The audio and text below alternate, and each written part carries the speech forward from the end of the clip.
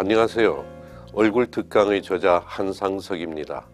저는 이 강의를 시작하면서 먼저 하나님이 사람을 만들 때 얼굴은 왜 이 모양으로 만들었을까 하는 다소 도발적인 질문을 해볼까 합니다.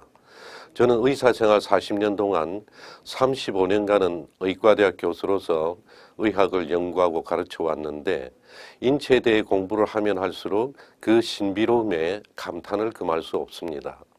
인체 방어 기전 하나만 하더라도 의사란 직업이 필요 없을 정도로 완벽하게 만들어졌고 우리 몸에는 아무리 쓸모없어 보이는 것도 이유 없이 쓸데없이 만들어진 것이 하나도 없기 때문입니다. 예를 한 가지만 들어보겠습니다.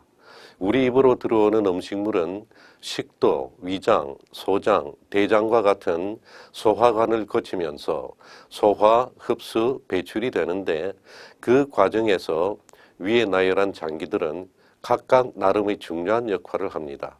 하지만 대장의 시작부에 끈처럼 달려있는 일반적으로 맹장이라고 부르는 중수돌기는 소속은 분명 소화기 계통인데 위의 과정에 아무런 기여도 하지 않으면서 종종 염증을 일으켜 사람의 생명까지 위협합니다.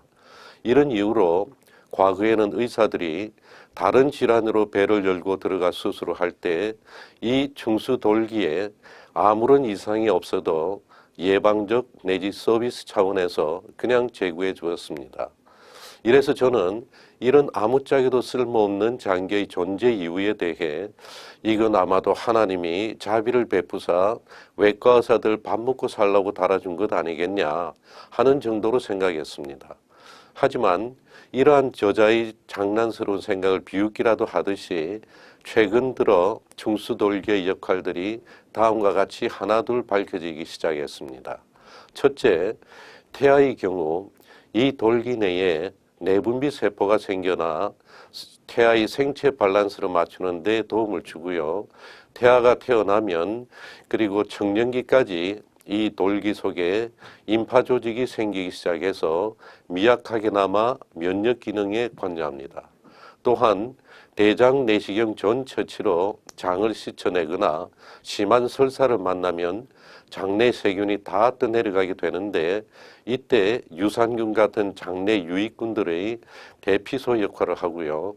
마지막으로 소변이 내려오는 길인 뇨관의 일부나 방광을 제거해야 할 경우 잘려나간 뇨관을 대체하고 방광 관략근을 재건하는 데 유용하게 사용될 수 있다는 겁니다. 놀랍지 않습니까?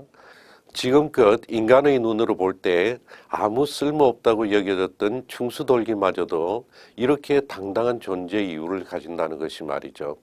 이와 같이 인체는 완벽하게 만들어졌는데 사람 얼굴만 쳐다보면 그렇게 전지전능하신 조물주께서 얼굴은 왜 이렇게 비효율적으로 만들어 놓았는지 통 이해가 가지 않았습니다.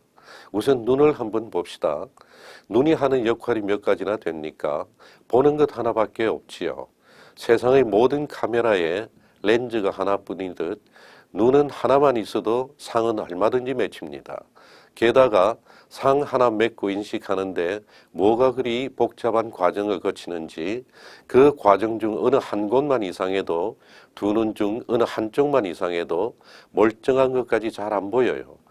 차라리 눈이 하나면 말 그대로 일목요연하게 볼 텐데 말이죠. 코는 어떻습니까? 코가 하는 일은 냄새 맡고 숨 쉬고 두 가지를 합니다. 그런데 코는 또 왜 하나뿐일까요? 하지만 콧구멍이 두 개니 코는 그냥 넘어가기로 하지요. 귀가 하는 일은 무엇입니까? 듣는 것 하나밖에 없습니다. 그런데 왜 두 개나 만들었을까요? 이야기가 이쯤 나오면 꼭 반론을 제기하는 사람들이 있습니다. 사물을 입체적으로 보려면 눈이 두 개 있어야 하고 음을 스테레오로 들으면 귀가 두 개 있어야 하지요 라고 말입니다. 그러면 저는 다음과 같이 답합니다. 전능하신 조물주께서 마음만 먹으면 눈 하나에 귀 하나에 그 정도 기능 못 넣을까요? 요즘 판매되는 블루투스 스피커 몸체 하나라도 스테레오만 잘 나오잖아요. 이제 마지막으로 입에 대해 논해봅시다. 입에 비하면 눈과 귀는 그래도 약과입니다. 입은 어떤 역할을 합니까?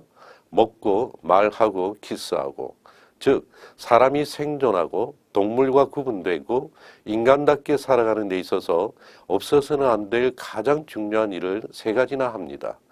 그런데 입은 또 하나예요. 입이 하나이기 때문에 불편한 게 어디 한두 가지입니까? 이와 같이 의사의 눈으로 얼굴을 바라보면 불합리하기 짝이 없어요.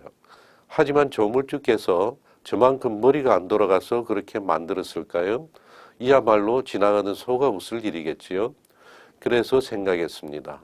우리가 지으신 이가 기능적 불합리성을 감수하고서라도 얼굴을 이 모양으로 만든 데에는 무언가 이유가 있을 것이다. 그것은 아마도 우리가 매일 바라보고 사는 사람 얼굴을 통해서 무언가 배우고 깨달으며 살라는 간곡한 바람이 아닐까. 그러면 이 얼굴 속에 심어놓은 영적 메시지는 과연 무엇일까 하는 의문을 품고 그 답을 찾아 20여 년간 고심해오다 이제 그 답을 책 한 권으로 내놓게 되었습니다. 여러분, 이제부터 그 답을 찾아가는 구도의 여행에 저와 함께 동행하지 않으시겠습니까?